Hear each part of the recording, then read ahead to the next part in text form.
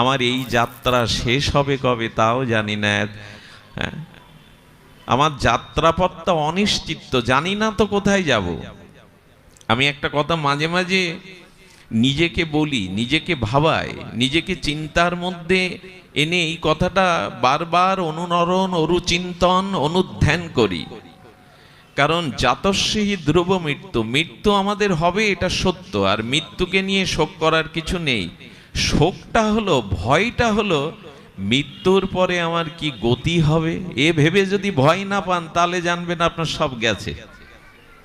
মৃত্যুকে আপনার ভয় নাই, ওটা অবধারিত ধ্রুব সত্য। প্রত্যেক প্রাণীর জন্মের সাথে মৃত্যুটা সাথে নিয়ে এসেছি। মৃত্যুকে ভয় পায় না, কিন্তু মৃত্যুর পরের গতি কি হবে। শূকর কুকুরে আবার জন্মাতে হবে না তো? ওই অনন্ত কোটি জীব সত্তার মধ্যে ভগবান আবার ফেলে দেবে না তো? আকাশচর, উভয়চর, জলচর, সরীসৃপ, হ্যাঁ, সিংহ, ব্যাঘ্র, সর্প, পশু, পাখি, বৃক্ষ, লতা, মৎস্য, হাঙর, কুমির, ওইখানে যদি পড়ে যায় মৃত্যুর পরে, এমন কর্ম করিনি তো যে আগামী জন্মে আবার মানুষ হব। এরকম ভেবে কেউ বসে থাকবেন না আমি আগামী জন্মে আবার। আচ্ছা, কলকাতা রেল বস্তির পাশে যে শিশুটা ভূমিষ্ঠ হচ্ছে এখন, ওই যে ঝোপ ঝাড়ের মধ্যে, রেল বস্তির পাশে একটা পেপারটা নিয়ে, খাদ্য নেই, চিকিৎসা নেই, শিক্ষা নেই। আচ্ছা, আগামী জন্মে যদি আমি ওইখানে জন্মাই, শুভ সংস্কার পাবো না তো? আচ্ছা, আন্দামান দ্বীপপুঞ্জে যে জারোয়ারা জন্মায়, ওইখানে যদি জন্ম দেয় ভগবান আমায়, কি করার আছে? যদি অন্ধ, বিকলাঙ্গ, বধুর, প্রতিবন্ধী করে জন্ম দেয়, কি করার আছে আপনার? এই জন্য মৃত্যুকে ভয়ের কিছু নেই, কিন্তু মৃত্যুর পরে আমার গতি কি হবে এটি কিন্তু ভয়ের ব্যাপার। আমি কোথায় যাব, বলেন মৃত্যুর পর কোথায় যাবেন এটি এখন ঠিক করতে হয়, এখন নির্ণয় করতে হয়। পাসপোর্ট ভিসা নিয়ে ভারতে যাবেন, 2 মাস আগে প্রস্তুতি শুরু হয় আপনার। পথে কি লাগবে, কোথায় টিকিট কাটবেন, কোথায় থাকবেন। আরে একটা সাধারণ যাত্রায় যদি আপনার এই চিন্তা থাকে, আপনি মরার পরে কোথায় আপনার গতি হবে এ চিন্তা নাই আপনার।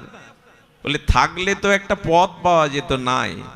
খাওয়া পরা ভোগ বিলাসে প্রবৃত্তি নিয়েই মেতে আছি, মরার পরে গতি কি হবে এ চিন্তা আদৌ অভজনশীল যারা তাদের নাই, অভক্ত যারা তাদের নাই।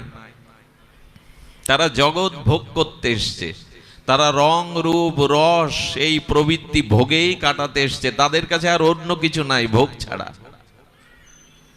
মৃত্যুর পরের পথটা বড় অন্ধকার। এখন দেহ আছে, আত্মাও আছে, তাই না? দেহের ভিতরে চিৎকণ আত্মা আছে। এখন আপনি মন্দ পথেও যেতে পারেন, কিন্তু মৃত্যুর পরে দেহটা থাকবে না। ওই সময় আপনার ইচ্ছা শক্তি কোনো কাজ করবে না, একটা অদৃশ্য কর্মফলের নিয়তি আপনাকে টেনে হিসড়ে নিয়ে যাবে। এখন আপনি এখানে বসতে পারেন, চলে যেতে পারেন, এই স্বাধীন সত্তাটা আপনার আছে, কারণ আপনার দেহের মধ্যে আত্মা আছে। কিন্তু যেদিন বিদেহী হবেন, দেহটা থাকবে না, জীবাত্মাটা সেদিন ওই কর্মফলের নিয়তির আকর্ষণে টেনে নিয়ে যাবে। ওদিন আপনার ইচ্ছা শক্তি কোনো কাজে লাগাতে পারবেন না। এই জন্য মানুষের মৃত্যুর পরের গতির কথাটা অন্তত একটু চিন্তা করতে হয়। আমরা বলছিলাম এই অনিত্য কালের দ্বারা কবলিত ধ্বংসশীল এই জগৎ, গোবিন্দ বলে দিয়েছেন অনিত্যম অসুকং লোকমিমম। কি শব্দ গো গীতার! পদ্মনাভ ভগবান শ্রীকৃষ্ণ অখণ্ড পরতত্ত্ব বলছেন এই জগৎটা অনিত্য। এই জগৎটা হলো শুধু অনিত্য নয়, বলছেন অসুখ। এ জগতে প্রকৃত শান্তি। আচ্ছা, এই কথাটা বিল্বমঙ্গল বলছে না, স্বয়ং গীতাতে ভগবান বলছেন অনিত্যম অসুখং, এই জগৎটা অসুখের। আচ্ছা, মহাজন কি বলেছে? মহাজন বারবার বলছেন, বসো তোমরা এখানে বসো।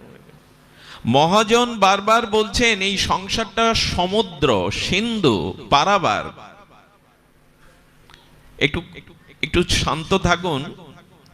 বলছেন এই জগৎটা হলো সিন্ধু, সাগর, পারাবার। এই সংসার সমুদ্রে, সংসার সিন্ধুতে তরঙ্গ আছে, জানেন? 6টা তরঙ্গ আছে। এটা ভিখারি থেকে রাজাদিরাজ নৃপতিকে এই 6টা তরঙ্গের আঘাত পেতে হয়। সংসারে এই 6টি আঘাত পায়নি এমন কাউকে পাবেন না। সেই 6টি আঘাত কি কি? জন্ম, মৃত্যু, জরা, ব্যাধি, ক্ষুধা, পিপাসা। কার নাই? হাত তুলুন, আমাকে জানান যে কার নাই। ওনার নাই, উনি হাত তুলেছেন। আছে, উনি বুঝতে পারেননি, মনে করেছেন নিতাই গৌর বলে হাত তুলো। বারবার নিতাই গৌর দেওয়ার দরকার নেই, উলোধ্বনিও প্রয়োজন নয়, কথাগুলি শুনুন, এগুলোই মঙ্গল ধ্বনি। বলেন জন্ম, মৃত্যু, জরা, ব্যাধি, ক্ষুধা, পিপাসা কার নাই এই ধর্ম? এই 6টি তরঙ্গের আঘাত সংসার সাগরে সবাইকে পেতে হয়, সে রাজা হোক, কাঙাল হোক, ভিখারি হোক। জন্ম, মৃত্যু, জরা, ব্যাধি, ক্ষুধা, পিপাসা। এই তরঙ্গের মধ্যে তুমি নিশ্চিতে বসে আছো কি করে? এই জন্য এই জগৎটা হলো অসুখ। প্রকৃত শান্তি, প্রকৃত আনন্দ এই দেহ, গেহ, স্ত্রী, পুত্র, অনিত্য সংসারে নাই। কিন্তু মানুষের চিরকালের অনাদি ভোগবৃত্তি সুখ পেতে চায়, শান্তি পেতে চায়। আদৌ আমরা এই অস্থিরতার মধ্যে, এই পরিণামবাদের মধ্যে, এই ধ্বংসের মধ্যে প্রকৃত অর্থে শান্তি নাই। যেন অসুখ, অনিত্য বলেছে। অনিত্যতার দোষটা আমরা আরেকটু ভালো যদি বুঝতে চেষ্টা করি, তাহলে আয়নার সামনে দাঁড়াতে হবে, দর্পণের সামনে। বাড়িতে দর্পণ আছে তো আপনার? তো দর্পণের সামনে দাঁড়িয়ে ডান হাত দেখালে দর্পণের মধ্যে বিম্বের প্রতিবিম্ব কোন হাত দেখবেন আপনি? কেন? আমি তো আমাকেই দেখছি, আমি ডান হাত দেখালেও বাঁ হাত দেখাবে কেন? বলে এটা হলো অনিত্যতা। আমি নিজেকে যা মনে করেছি, যেখান থেকে আনন্দ পাবো মনে করেছি, সুখ মনে করেছি, ঠিক তার বিপরীত। এটা আয়নার সম্মুখে ডান হাতটা দেখালে বাম হাত দেখাবেই, বিপরীত। আমি যেখানে সুখ মনে করছি, রূপ ও যৌবন, ধন সম্পদ, মান সম্মান, এই অনিত্য বস্তুর মধ্যে যা সুখ পেতে চেষ্টা করছি, এটার বিপরীত। এর মধ্যে এটা নাই, বিপরীত। আচ্ছা, কোন সুন্দরী যুবতী রমণী দর্পণের মধ্যে নিজের বিম্বের প্রতিবিম্ব, প্রতিচ্ছবিটা দেখছে। আচ্ছা, দর্পণের মধ্যে যে সুন্দরী রমণী, তার কানে দুল নাই, তো ওই দর্পণের মধ্যে যে সুন্দরী যুবতী রত্ন নিজেকে দেখছে, ওর ওই কানে দুল পরাতে পারবে তো? আয়নার মধ্যে যে কানটা দেখা যায়, পারা যাবে? ওর মুখ থাকলে ও খাদ্য দেওয়া যাবে তো? ওকে সাজানো যাবে তো? দর্পণের মধ্যে কোন সুন্দরী যুবতী নিজেকে দেখছে প্রতিচ্ছবি রূপে, প্রতিচ্ছবিকে খাওয়ানো, সাজানো যাবে তো দর্পণের মধ্যে? এই জগৎ সংসারটা যতই সুন্দর করে সাজাও, এই দেহ সংসার যতই সুন্দর করে সাজাও, এটাকে সাজাতে পারবে না। এটা সুন্দর নয়, এর পরিণাম হলো ধ্বংস। এই জন্য শাস্ত্র বলছে যে আপনি যখন প্রলয় হবেন, এই অনন্ত ব্রহ্মাণ্ড যখন প্রলয় হবেন, একটি তাত্ত্বিক কথা হলো সেই মহা প্রলয়ে, মহা ধ্বংসের মধ্যেও আমাদের স্থিরতা আসবে না। আচ্ছা, এই অনন্ত বিশ্ব ব্রহ্মাণ্ডের জীব সত্তাগুলো ধ্বংস হলে কোথায় যাবে? বিজ্ঞানীরা ব্ল্যাক হোলের কথা বলছেন, কালো গর্ত, কৃষ্ণ গর্তের কথা বলছেন। আমাদের আচার্যরা বহু পূর্বে বলে গেছে, এমনকি আইনস্টাইনও বলেছিলেন রবীন্দ্রনাথের প্রশ্নে, এই পৃথিবীটা যেদিন ধ্বংস হবে তার পূর্বে খুব ভারী হবে পৃথিবীটা। এই ভারী পৃথিবীটা কি হবে না, ব্ল্যাক হোল বলছেন বিজ্ঞানীরা। আমাদের সামনে ব্ল্যাক হোল নেই, আমাদের সামনে আছে বিষ্ণুর লোমবিহ্বর। চৈতন্য চরিতামৃতে বলছেন, ক্ষীরোদশায়ী ভগবান বিষ্ণুর লোমের মধ্যে এই অনন্ত সত্তাগুলো, সব সত্তাগুলো বিশ্রাম পাবে।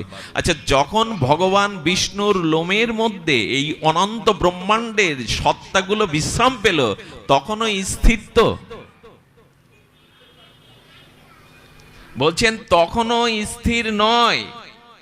কারণ ওই সৃষ্টির বীজ বা সত্তা যখন ভগবানের মধ্যে অবস্থান করছে, যখন পুনরায় আবার সৃষ্টি হবে, অনন্ত ব্রহ্মাণ্ড ভগবান আবার সৃষ্টি করবে, তখন যার যে পূর্বের অস্থিরতা স্বভাব ছিল ওই স্বভাব নিয়েই আবার জন্ম হবে।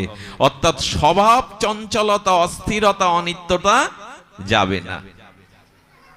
একটু ভূমিকাটা বড় হয়ে গেল। বোঝাতে চাইছিলাম এই জগতে পরিদৃশ্যমান বস্তু, ব্যক্তি, ঘটনা যা কিছু দেখছি সেটা অনিত্য, সেটা পরিণাম ধর্মী, সেটা অস্থির, স্থির বা চিরন্তন নয়।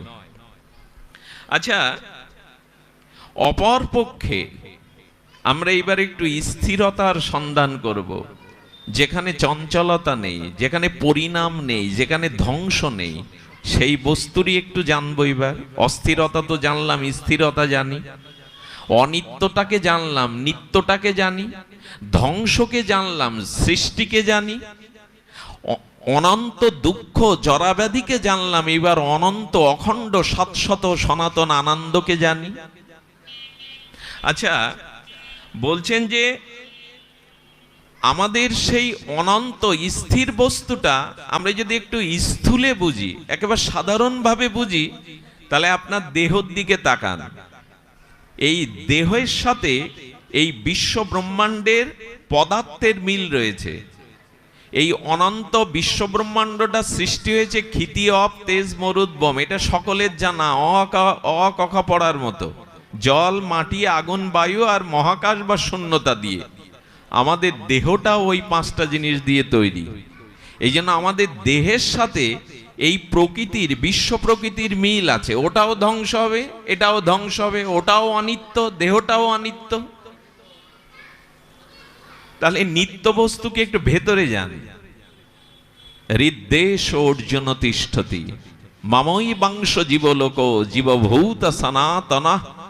গোবিন্দ বলছেন, যা স্থির, যা সুস্থির, যা অনিত্য নয়, নিত্য, যা পরম সুখময়, পরম আনন্দময়, শাশ্বত, সনাতন, অজর, অমর, শাশ্বত, সেই বস্তুটা হলো আমাদের আত্মা।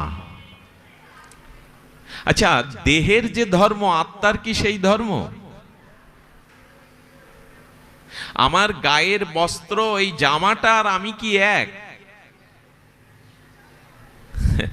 তার মানে আমরা নিত্য বস্তুর যদি একটু অনুসন্ধান করি, তাহলে আত্মাটাই হলো স্থির, আত্মাটাই হলো নিত্য। আত্মার কোনো ধ্বংস, লয়, প্রলয় নাই। দেহের ধর্ম ক্ষুধা তৃষ্ণা, আত্মারও কি তাই?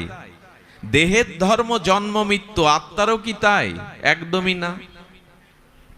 তার মানে স্থির বস্তু যদি থেকে থাকে, নিরানন্দ না, পরম আনন্দময় বস্তু যদি কিছু থেকে থাকে, অনিত্য না, নিত্য বলে যদি কোনো বস্তু থেকে থাকে, সেটা হলো আমাদের আত্মা। ওই জায়গাটাই সব স্থির, আর সব জগতে অস্থির। এখন শাস্ত্র বলছেন, এই মায়াবদ্ধ জীব আমরা যারা, যারা মায়া কবলিত, এই মায়া কবলিত জীবের কি বলছেন, যে অনাদি কৃষ্ণ বহির্মুখ দোষে, অনাদি ভগবত বৈমুখ্য দোষে আমরা তো ভজনশীল না, কৃষ্ণমুখী না, আমরা নিবৃত্তির পথে না, প্রবৃত্তির পথে, ভোগের পথে কৃষ্ণ বিমুখ। এই কৃষ্ণ বিমুখতা, অনাদি বৈমুখ্য, অজ্ঞান আধারের দ্বারা আমরা স্ত্রীর দিকে, নিত্য বস্তুর দিকে দৃষ্টি ফেরাতে আমাদের দৃষ্টিটা সেই অনিত্যতার দিকে, সেই ধ্বংসের দিকে। এখন বলা হচ্ছে, অর্থাৎ এই স্থির বা চিৎ বস্তু অস্থির বা অচিত জড় বস্তুর সহিত বোধরূপে তদাত্ম প্রাপ্ত হয়, এই অনিত্যতার দোষ আমাদের মধ্যে। কথাগুলি খুব দার্শনিক, সাধারণ লীলা কথা বলে আপনাদের আমি এখন লীলা কথায় নিয়ে যাচ্ছি না। এই কথাগুলো দার্শনিকতা। এই দার্শনিক কথাগুলো আমরা তত্ত্বজ্ঞ ছাড়া নিতে পারি না, যে জন্য অনেকের এই কথায় ঘুম পাবে। তত্ত্ব কথা বলতে গেলে ঘুম পাবে, কোনো লীলা জুড়ে দিলে, কোনো লীলা কথা বললে আপনাদের মনোপুষ্টি হবে, তুষ্টি হবে, কিন্তু তত্ত্ব না জানলে লীলায় গিয়ে কোনো লাভ নেই। ভগবান বলছেন, আগে তত্ত্ব জানো, তারপরে লীলাতে যাও। হুট করে লীলায় এসে বসো না, সব হারিয়ে ফেলবে। जो ব্যক্তি তত্ত্ব, তো ভগবানকে যদি জানতে হয় তত্ত্বের দ্বারা জানো। তত্ত্ব মানে কি? সব ধ্বংস হলেও যার ধ্বংস হয় না তাকে বলে তত্ত্ব, যা জানলে আর জানার কিছু বাকি থাকে না তাকে বলে। বাহ, কথাগুলো কিভাবে এসছে আমাদের বৈদিক সাহিত্যে। যা জানলে আর জানার অবশেষ কিছু, যা পেলে আর পাওয়ার কিছু বাকি, যা দর্শন করলে আর কিছু দর্শনের আকাঙ্ক্ষা, তাকে বলে তত্ত্ব। ভগবান বলছেন আমার জন্মকর্ম যদি জানতে চাও তাহলে আগে তত্ত্ব জানো, লীলাটাকে আগে আনতে যেও না। তত্ত্বের ওপরেই লীলার প্রতিষ্ঠা, ভিতের ওপরেই সমাধি। ভিত না করে আপনি সমাধি দিলে রানা প্লাজার মতো অবস্থা হবে। ভিত যদি যথার্থ না হয় তাহলে রানা প্লাজার পরিণাম হবে। এই জন্য আগে ভিতটা হলো ভগবানকে তত্ত্ব তো জানা। গীতাতে ভগবান চতুর্থ অধ্যায়ে বলে দিয়েছেন, জন্ম কর্ম চ মে দিব্যং যো ব্যক্তি তত্ত্বতঃ ত্যক্তং দেহ পুনর্জন্ম নৈতি মামিতি সহর্জুন। তুমি আমার জন্ম কর্ম লীলা যা জানবে তত্ত্বের দ্বারা জানবে। আমরা সেই তত্ত্বটাই আগে একটু জানি। আচ্ছা, আমাদের ভিতরে এই আত্মার মধ্যে এই অনিত্যতা দোষ এলো কি করে, অস্থিরতা এলো কি করে, প্রশ্ন আসে না? আমাদের ভেতরে তো সত্তারূপ আত্মা আছে, তার তো জরামরণ নেই, তার তো অস্থিরতা নেই, অনিত্যতা নেই। তো এই আত্মা আমার হৃদয়ে আছে, তবু এই জড় ধর্মটা কোথা থেকে এলো, অজ্ঞানতাটা কোথা থেকে এলো, মৃত্যু কোথা থেকে এলো, ভোগ বাসনা কোথা থেকে এলো? এই প্রশ্নের উত্তর এখন সামনে। এর উত্তর হলো, এই যে আমার সামনে শব্দযন্ত্রের এই যে একটা শলা আছে, লোহার শলাকার, একে ধরলে কি আগুনের কাজ করবে? এর মধ্যে আগুন আছে কি? আগুন ধর্মের মধ্যে আছে কি? নাই। কিন্তু এই লোহার শলাকাটা কর্মকাররা যেখানে কয়লা প্রজ্বলিত করে তাদের লোহাগুলো যন্ত্র তৈরি করবে বলে, অস্ত্র তৈরি করবে বলে হাপড় টেনে কয়লাগুলো গরম করছে, এই লোহার শলাকাটা ওর মধ্যে দিয়ে দিন, অর্থাৎ আগুনের মধ্যে তদাত্ম করে দিন। আধা ঘন্টা 1 ঘন্টা পরে এটা কি আর লোহা থাকলো? তখন কি রূপ নিল? ওকে ছুলেই তখন আগুনের ক্রিয়া করবে। এটা আগন্তুক ভাবে ওর মধ্যে তদাত্ম প্রাপ্ত হয়েছে, আগে ছিল না, ওর ভিতরে প্রবেশ করেছে। তেমন আমাদের আত্মার মধ্যে জড়ত্ব নেই, অনিত্যতা নেই, দুঃখ নেই, জন্ম মৃত্যু জরা ব্যাধি নেই। কিন্তু এই আত্মাটা এই দেহকে অবলম্বন করে, এই জগৎকে তদাত্ম প্রাপ্ত করে এই অনিত্যতার সাথে মিশে গিয়ে এই দোষগুলো ভেতরে প্রবেশ করেছে। জয় রাধে, প্রবেশ করেছে এর মধ্যে। দেহটাকে আচ্ছা, যদি কেউ মারা যায়, ধরেন আমি মারা গেলাম, আমার স্ত্রী এখানে এসছে, তো আমি মারা গেলে উনি কাঁদবেন কেন? আমার নখ থেকে চুল অবধি তো সব আছে, বর্তমান আছে না? আছে তো। উনি কাঁদছেন কেন? ওগো তুমি কোথায় গেলে, তোমার সাথে আমার আর দেখা হলো না। উনি আমার বুকে মাথা গুজেই সহধর্মিণী কাঁদছেন। আচ্ছা, কেউ যদি বলে তোমার স্বামী তো এই আছে, তার বুকেই তুমি মাথা রেখেছো, নখ থেকে চুল অবধি আছে, কাঁদছো কেন? আসলে এই দেহটা কাঁদবারই জিনিস, এটা ধ্বংসেরই জিনিস। যা ছিল, এই জন্য তার স্বামিত্ব ছিল, প্রিয়তা ছিল, ভালোবাসা ছিল, সম্বন্ধ ছিল। সেই আত্মাটা দেহ থেকে বিযুক্ত হয়, এই দেহটাকে আর সে সুখের মনে করছে না। এমনকি কারো যুবতী সুন্দরী যদি মারা যায় আজ সন্ধ্যায়, ওই যুবককে বলবেন তো 20 বছর সংসার করেছো সুন্দরী প্রেয়সী যুবতীকে নিয়ে, কাল সকালে আমরা অন্ত্যেষ্টিক্রিয়ায় ওকে দাহ সংস্কারে শ্মশানে নিয়ে যাব, আজকে রাতটা তোমার খাটে তোমার ঘরে ওকে রাখো। একই তো স্ত্রী, 20 বছর ধরে তো একই শয্যায় শুয়েছে, ওইখান থেকেই তো সুখ হাসি কান্না সব ভাগাভাগি করেছে। আজ ওর নখ থেকে চুল অবধি ওই দেহটায়, ওই নামেই আছে, ওই বস্তুটাই আছে, আপনি থাকতে পারবেন না। ওই লাশকে নিয়ে রবীন্দ্রনাথ এই ঋষি কবি এই জন্য বলেছিলেন, বাহির পানে অনেকদিন তাকিয়েছো, এবার একটু ভেতরের দিকে তাকাও। এই দেহের দিকে, সংসারের দিকে চিরকাল তাকিয়েছো, আমার হিয়ার মাঝে লুকিয়েছিলে, দেখতে তোমায় পাইনি। আমি বাহির পানে চোখ মেলেছি, হৃদয় পানে। কবিগুরু ঋষি অনুভব হলো, এই বেদান্তের অনুভব হলো, তুমি বাইরের দিকে তাকিয়েছো সারা জীবন, দেহ গেহ স্ত্রী পুত্র রূপ রস, এবার একটু ভেতরের দিকে তাকাও। শান্তি আনন্দ বাইরে নেই, আছে ভেতরে। ভগবত গঙ্গান্তরী ডক্টর মহানম্রত ব্রহ্মচারী 1993 খ্রিস্টাব্দে বিশ্ব ধর্ম সভায় ভারতের প্রতিনিধিত্ব করেছিলেন এই অখণ্ড বাংলার। মিউজিয়ামে গিয়ে বুদ্ধের 1893 হয়েছিল, তার 100 বছর পরে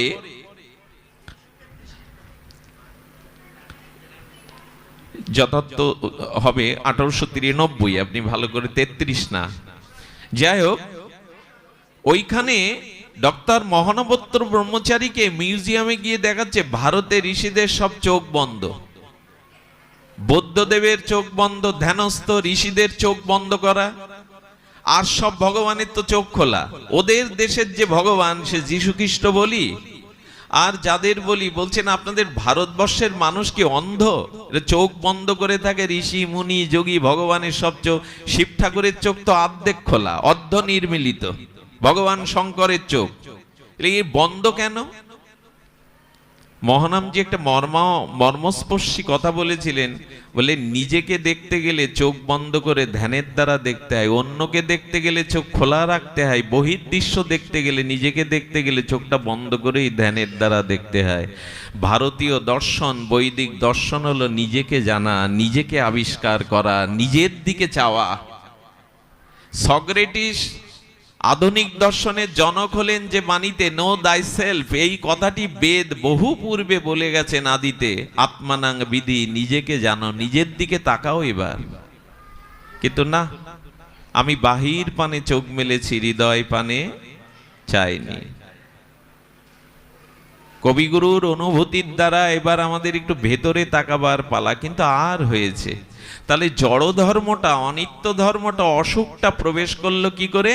লোহাটা আগুনে তদাত্ম করলে যেমন ওই লোহার ভিতরে অগ্নি ধর্ম প্রবেশ করে, তেমনি আমাদের জীবনেও তদুপরি এই জড়র সাথে সম্বন্ধ করতে গিয়ে, এই অনিত্যর সাথে সম্বন্ধ করতে গিয়ে এই অনিত্য দোষগুলো আমাদের ভেতরে প্রবেশ করেছে। এই তো। আচ্ছা, এখন বারবার বলা হচ্ছে যে নিত্য নিরন্তর এই যে আমাদের কর্মচাঞ্চল্য, অস্থিরতা। আচ্ছা, এই অস্থিরতার কারণ কি? অভূতপূর্ব কথা এসছে এখানে। এই অস্থিরতার কারণটা কি? বলছেন এই অস্থিরতা তোমার থামবে। আচ্ছা, মানুষ এত ক্ষিপ্র গতিতে চলছে কেন? এত অস্থির কেন মানুষ? জন্ম মৃত্যু জরা ব্যাধি কর্ম, সব জ্ঞান কর্মের দ্বারা মানুষ এত ঘুরছে কেন? বলে মানুষ এই যে ক্রম এই যে অস্থিরতায় ক্রম বিবর্তনের মধ্যে বারবার ঘুরপাক খাচ্ছে, অস্থিরতা হচ্ছে। এর একটা কারণ কি জানেন? এর কারণ হলো সে চিরদিনের মতো একটা স্থির জায়গা চাইছে। এই অস্থিরতার লক্ষ্য হলো একদিন স্থির একটি জায়গায়, যেটা দার্শনিক কথা এসছে ভালো, যে মানুষটা দৌড়াচ্ছে, দৌড়ালে তো একটু কষ্ট হবেই, দৌড়ালে কষ্ট হবে না? ঘাম ঝরবে, একটু হাঁপ আসবে। তো তাকে আরাম দিতে গেলে, একটু সুখ দিতে গেলে কি বলতে হবে? বাবা তুমি দৌড়িও না, হাঁটো, ধীর গতিতে হাঁটো। আচ্ছা, যিনি হাঁটছেন তাকে যদি আরেকটু সুখ দিতে হয় কি বলতে হবে? তুমি বসো। আচ্ছা, যে বসেছে তাকে যদি আরেকটু সুখ দিতে হয় কি বলতে হবে? তুমি একটু ঘুমাও। আর তার থেকে যদি বেশি সুখ দিতে চান তাহলে বলতে হবে তুমি মরো। ওইখানটাই সব জ্বালা মিটে যাবে, তুমি মরো। যে দৌড়াচ্ছে তাকে শান্তি আরাম। এই বাচ্চাগুলিকে থামান না, গার্জেনরা একটু থামান, সব নষ্ট করে দিল।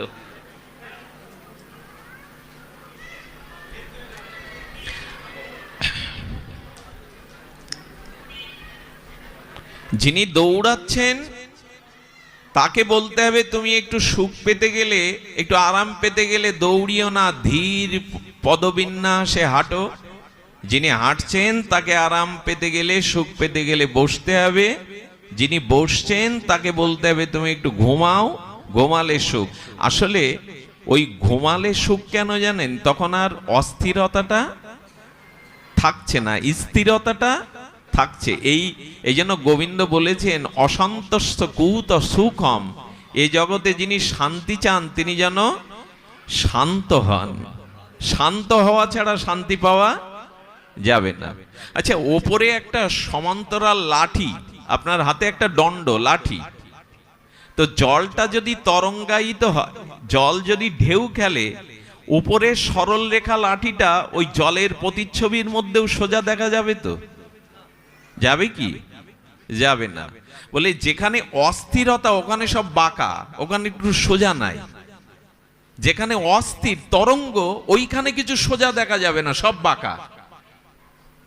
যে মানুষ স্থির হতে পারেনি সে কোনোদিন শান্তি পাবে না। এটা গীতার মহাবাণী, অশান্তস্য কুত সুখম। তুমি যদি শান্ত না হতে পারো কোনোদিন শান্তি পাবে না। আচ্ছা, ওই মরাতে শান্তি কেন জানেন? কারণ মরলে দেহটা ঘুচে যাবে, জগৎটা ঘুচে যাবে, থাকবে শুধু আত্মা। এই জন্য ওখানে অখণ্ড আনন্দ, ওইখানে আনন্দ। এই জন্য বলছেন এই মরু মরীচিকার পথে, এই জন্ম মৃত্যু জরা ব্যাধি অভিশাপ কর্মফলের পথে আমরা যে দৌড়াচ্ছি, আমরা যে অস্থির, আমাদের গীতা ভাগবত বেদান্ত দর্শন গৌড়ীয় দর্শন বলছেন বাবা এই দৌড়া দৌড়ি কামনা বাসনা রং রূপের দৌড়া দৌড়ি থেকে একটু আত্মস্থ হয়ে বসো। কারণ স্বরূপের ধর্ম হলো স্থির, আত্মার ধর্ম হলো স্থির। তুমি এবার একটু শান্ত হও।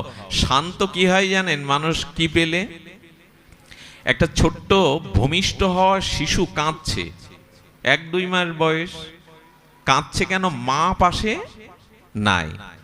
অন্য পাড়ার দরদি মহিলারা, স্নেহময়ী কল্যাণিয়া মায়েরা এসেই ক্ষুধার্ত ক্রন্দনরত সন্তানকে শান্ত করার জন্য সবাই কোলে নিচ্ছে। কান্না বন্ধ হয় কি? সবাই তো প্রকৃতি, সবাই তো তার মায়ের মতো, তাদেরও স্নেহ ভরা করে বুকে উঠে শিশুটা কান্না থামছে না। অন্ধকারের মধ্যে তার গর্ভধারিণী যেই তাকে বুকে নিয়ে নিল, ম্যাজিকের মতো কান্না বন্ধ। বললেন কি, তোমাকে ওই রকম একটা জায়গায় যেতে হবে, যে কোলে উঠলে, যে আশ্রয়ে গেলে তোমার ক্রন্দন বন্ধ হবে, তোমার অস্থিরতা বন্ধ হবে। সেই অস্থির থেকে, অনিত্য থেকে তোমাকে যেতে হবে, সেই জায়গাটা হলো ভূমা। ভূমা মানে বড়, ভূমা মানে বৃহৎ।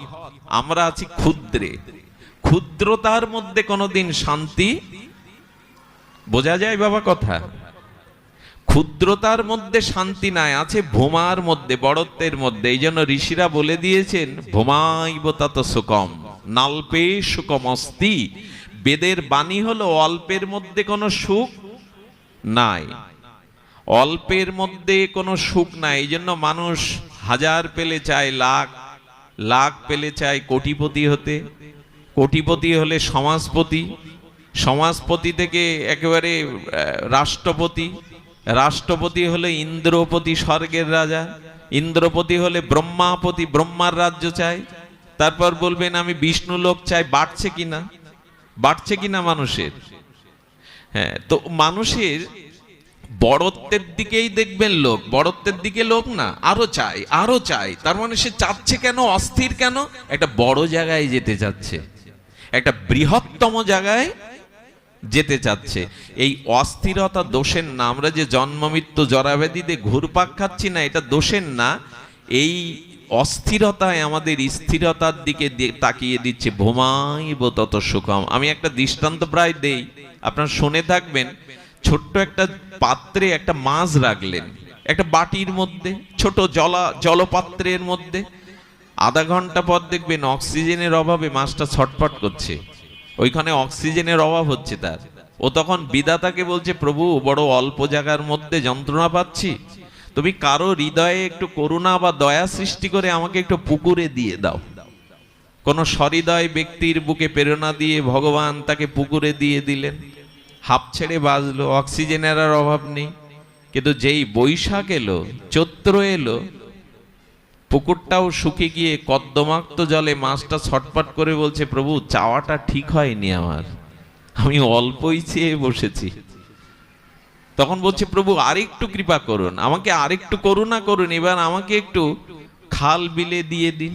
খাল বিলও তো শোকায়। তারপরে প্রার্থনা করছে, আমাকে একবার একটু নদীতে দিয়ে দিন, নদ নদীর মধ্যে ছেড়ে দিন, আমি জলপ্রবাহে ওইখানেই সুখ পাবো। কিন্তু এখন নদীও তো মারা যাচ্ছে। অভিশপ্ত বঙ্গদেশের কত নদী শুকিয়ে গেল, মারা গেল। যখন নদী শোকাচ্ছে তখন বলছেন, আমার বুদ্ধি অল্প প্রভু, আমি ঠিক বড় চাইতে শিখিনি, আমি বারবার অল্প চেয়ে যন্ত্রণা পাচ্ছি। তুমি কৃপা করে একটু বঙ্গোপসাগরে, আটলান্টিক মহাসাগরে আমাকে ফেলে দাও। অর্থাৎ আমাদের এই ছোটর মধ্যে আমরা সুখ পাবো না। ছোটটা কি জানেন? আচ্ছা, ছোট বলতে কি বোঝানো হচ্ছে? ছোট বলতে এই 20 ফুট বাই 20 ফুট আমার যে ঘর, ছাদ দিয়ে এঁটে দিয়েছি, আকাশটা ঢেকে দিয়েছি, এই দেখুন ছোট কাকে বলে।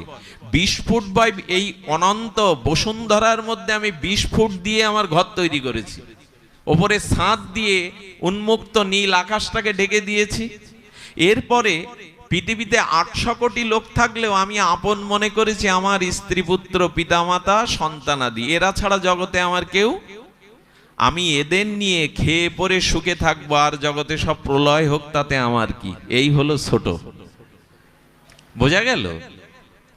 আমি ভালো থাকি, আমার পুত্র কন্যা দুধে ভাতে থাকুক, বাইরে সব প্রলয় ধ্বংস হোক তাতে আমার কি যায় আসে। এই হলো অল্প বুদ্ধি। এখন আমরা 99% মানুষ আত্মকেন্দ্রিক, আত্মস্বার্থ ব্যতীতে পরের স্বার্থের চিন্তা আমাদের। কি যুগ এমন জায়গায় এসে দাঁড়িয়েছে, এই গোপালগঞ্জ শহরে একটা মানুষ হঠাৎ পড়ে গিয়ে রাস্তায় তার শ্বাস উঠেছে, রোগ থাকতে পারে, অ্যাজমা বা হার্টের সমস্যা, বলছে আমাকে 1 গ্লাস জল দাও।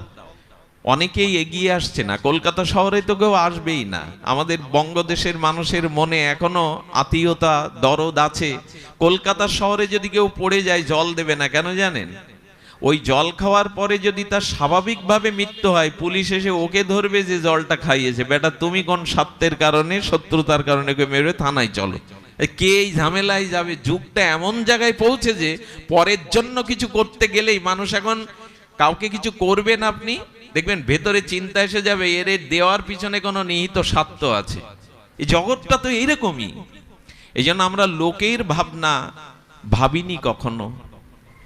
এই অন্যের কল্যাণ, অন্যের মঙ্গল, অন্যের হিত, পরহিত, এই চিন্তাটাই হলো বড় জায়গা। আর শুধু আমার ভালো হোক, আমি ভালো থাকি, এটাই হলো অল্পের জায়গা। তো এই অল্পতে সুখ নাই, ভোমাইব তো সুখ। তাহলে এই অস্থিরতা আমাদের কোন দিকে নিয়ে যাচ্ছে? অস্থিরতা নিয়ে যাচ্ছে স্থিরতার দিকে, অনিত্যতা নিয়ে যাচ্ছে নিত্যতার দিকে। এই নিত্যতাই বলছেন পরমানন্দ রূপ পরমিশ্রিতা। এইটির সম্বন্ধে আমাদের এখন একটু জানার প্রয়োজন। আমি ভূমিকাটা অনেক বড় করছি, আমি একটু তত্ত্বটা বেশি করে আপনাদের মাঝে আনছি, যাতে আমাদের স্থায়ী একটা সমাধান, স্থায়ী একটা স্থির বুদ্ধি আমাদের ভিতরে আসে। এখন মানুষ ছুটছে কেন এদিকে? তার কারণ সে ভূমার সন্ধান পায়নি, বড়ত্বের সন্ধান পায়নি, এই জন্য সে ছুটছে। আর এই ছুটতে ছুটতে ওই আনন্দ পাওয়ার জন্য, ওই স্থিরতা পাওয়ার জন্য সে কি করছে জানেন? আহা, কি অপূর্ব কথা এসছে। সে কি করেছে? ভগবানের পূর্ণ আনন্দময় সত্তা সে মনে প্রাণে চাইলেই সে পাচ্ছে না, এই কারণে যে ওই সত্তা, ওই পূর্ণানন্দ, পূর্ণানন্দং, পূর্ণ আনন্দময়, সচ্চিদানন্দময়কে সে পাচ্ছে না। এই কারণে যে তার এই অস্থিরতা, তার এই অনিত্যতা দোষটাকে সে খণ্ডন করতে পারছে না। আর পাচ্ছে না এই জন্য যে সে মাঝখানে কিছু চেয়ে বসছে। আহা, সেই চেয়ে বসছেটা কি? অনন্ত অখণ্ড ভূমানন্দ সুখ আছে ভগবানে, না ভগবানে নাই। একটা মজার কথা দেখুন, ভগবানে কোনো সুখ, তাকে যদিও বলা হয় সচ্চিদানন্দ ভগবান, অর্থাৎ বড়ত্ব, ভূমাই হলো পরম আনন্দ, হলো ভগবানে না, কৃষ্ণে না। কৃষ্ণের প্রতি প্রেম ভক্তিতে, প্রেম ভক্তিটাই হলো বড়, প্রেম ভক্তিটাই হলো আনন্দ। কংস কৃষ্ণকে পেয়ে আনন্দ পায়নি, কংস কৃষ্ণকে পেয়ে আনন্দ পেয়েছিল। জরাসন্ধ শিশুপাল কৃষ্ণকে পেয়ে আনন্দ পেয়েছিল। কৃষ্ণই তো, যদি তিনি আনন্দময় হবেন, তিনি পরম সুখময় হবেন, তো কংস কৃষ্ণকে পেয়ে আনন্দ পেল না কেন? দুর্যোধন কৃষ্ণকে পেয়ে আনন্দ পেল না কেন?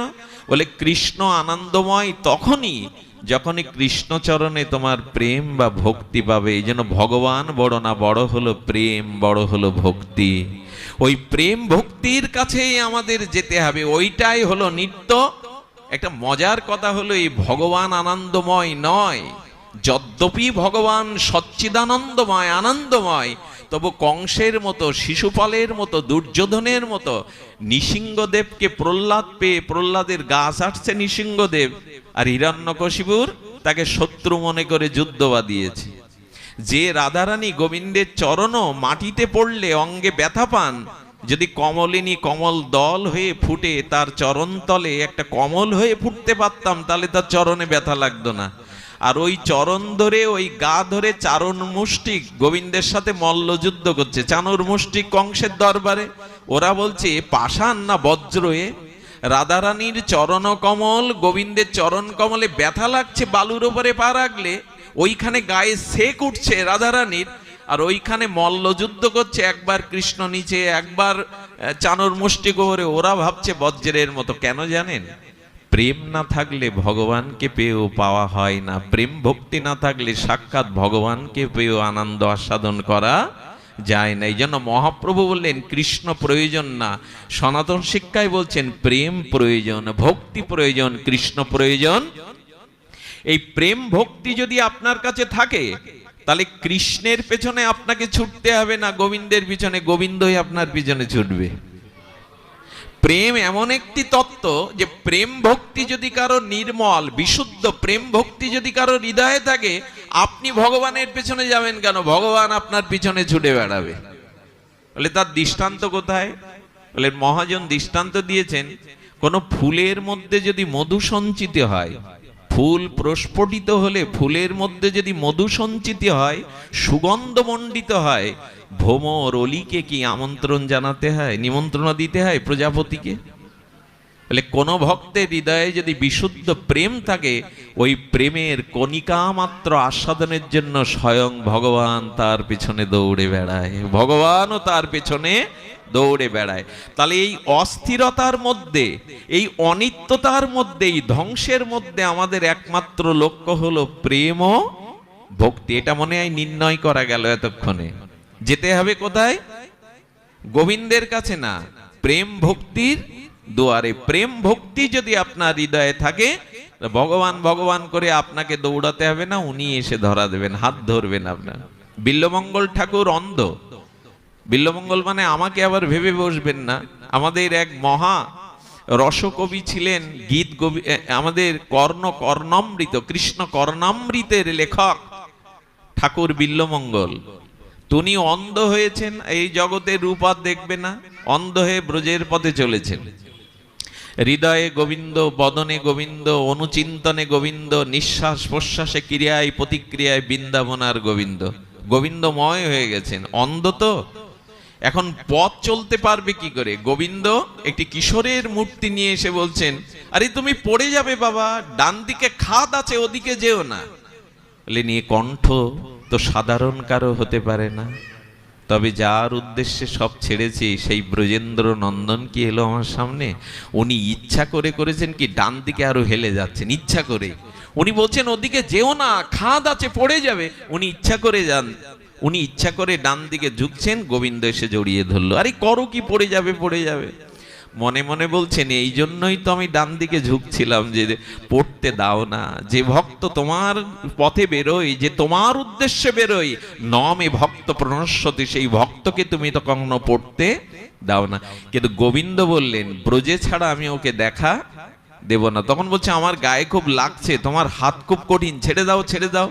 বললেন না, এতটুকু শিশু কিশোর গোবিন্দই হবে, তবে আমার হাত তো কঠোর লাগতে পারে, ছেড়ে দিয়েছেন। গোবিন্দ তখন কিশোর মূর্তি নিয়ে হাততালি দিয়ে বলছে, কেমন বোকা বানালাম তোমায়, হ্যাঁ আমার তো লাগছিল না, কিন্তু আমি তোমায় এখন দেখা দেব না, কেমন বোকা বানালাম। ভক্ত তখন এসে বললেন, বোকা তুমি বনে গেছো, বোকা তুমি বনে গেছো, আমি বোকা বানিনি। কেন? ভক্ত ভগবানের কথা দেখুন, কথা নয় অমৃত। বলছেন কৃষ্ণ, হে কিশোর ব্রজেন্দ্রের নন্দন, তোমার শক্তি আছে, কেউ তোমাকে ধরলে সেই শক্তির বলে তুমি ছাড়িয়ে নিতে পারো তোমার দেহটা, অঙ্গটা, কিন্তু তোমার এমন শক্তি নেই যে তুমি আমার হৃদয় থেকে চলে যাবে, হৃদয় ছেড়ে চলে যাবে, এমন ক্ষমতা তোমার নাই।